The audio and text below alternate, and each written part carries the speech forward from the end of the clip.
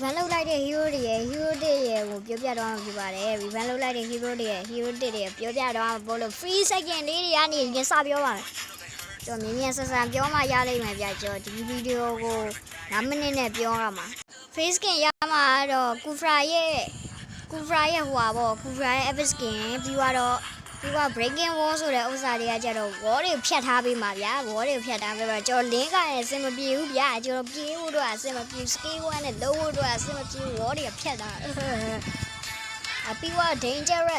dangerous grass ကကြတော့လုံးဝ resolution ပေါက်ခြင်းတဲ့လူတွေတို့ကတော့စင်ပြေပေါ့နော် saver ကြိုက်လို့ပြောလို့ရ saver တရားရဲ့ကြိုက်လို့ပြောလို့ရကျိုးတွေတော့ lady မှာတော့တက်တယ်တို့ပြင်နာလေးမှာအလို့ရတက်တယ်တို့နာလေးမှာခြုံလေးထားတာပါတယ်အဲ့ဒီခြုံလေးတွေကနေပြီးတော့ retreat ပေါက်လို့ရပါတယ်အဲ့တော့တကယ်မိုက်တာ expanding river ကျွန်တော် Irrawaddy မြစ်ထဲရေစိမ်းကူးလိုက်လို့လားမသိဘူးကျွန်တော်ဒီဥစ္စာနဲ့ပဲ9ပွဲတွားဆိုတာဒီဥစ္စာနဲ့9ပွဲစလုံးပြီးစင်မပြေဘူး flying cloud ကကျတော့ရဲကြိုက်တယ်ဘာလဲဆိုတော့ဒီဟာကကျတော့ base ကနေပြီးတော့ထွက်လာဒါကျွန်တော် base ကနေပြီးတော့ဒီနားလေးကိုရောက်လာပြီဆိုတော့ flying cloud ကိုစီးပြီးတော့တွားမှာ flying cloud ကိုစီးပြီးတော့ဒီမှာမက်ရဲ့တဝက်နားကိုစီးပြီးတွားလို့ရတယ်ဒါတော့ခဲမိုက်တယ်ကျွန်တော်ရမ်းကြိုက်တယ်ကဲ new hero ရဲ့ပုံစံကြည့်ရမယ်ဆိုရင်တော့ oh my တယ်ဟာအဲ့ဆိုတွားကြမယ်ဗျာ new hero ဘယ်လိုကိုင်ရမလဲဆိုတော့ new hero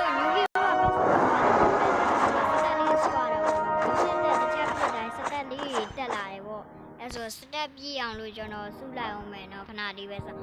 ကိုဘယ်လိုစုရလဲဆိုတာမပြောနဲ့ခဏလေးကျွန်တော်ဘောမုံလေးပြအဲ့ဒါဆိုတော့ဒီမှာတော့တာဝါတွေကိုတာဝါတွေကိုပြစ်နေစတက်ကတက်ပါတယ်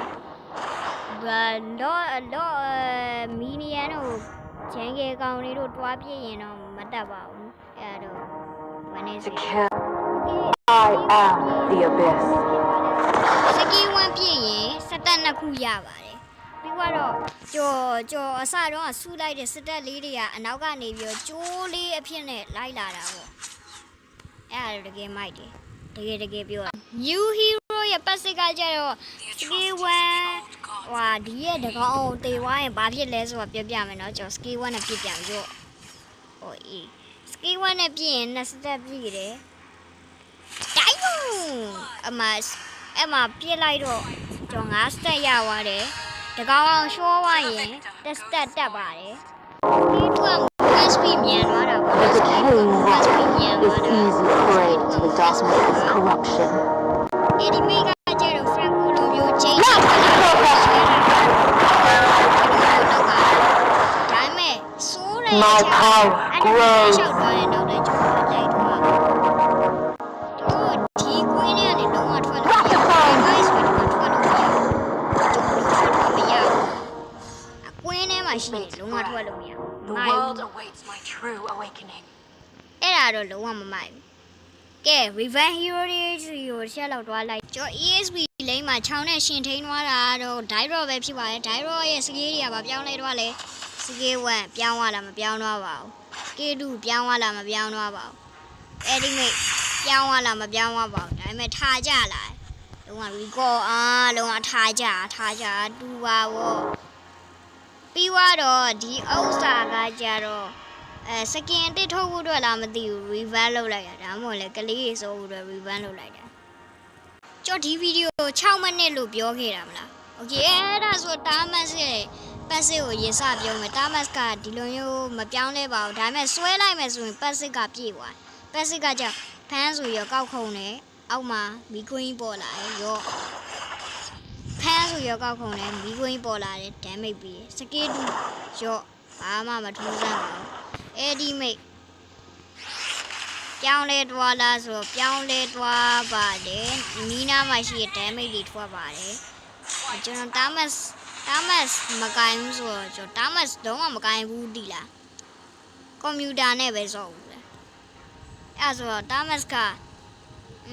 ကျဲတာပေါ့ကျဲတာတော့ကျဲတာပါပဲကျော်လည်းမပြောရဲပါဘူး Thomas player နဲ့ကျော်ပြောမပြောရဲပါဘူးကျော်ကြောက်ပါတယ် Thomas player ကြောက်ပါတယ်နောက်တစ်ကောင်ကတော့ Alice ပဲဖြစ်ပါတယ် Alice K1 လေးကတော့ပြစ်လိုက်တယ်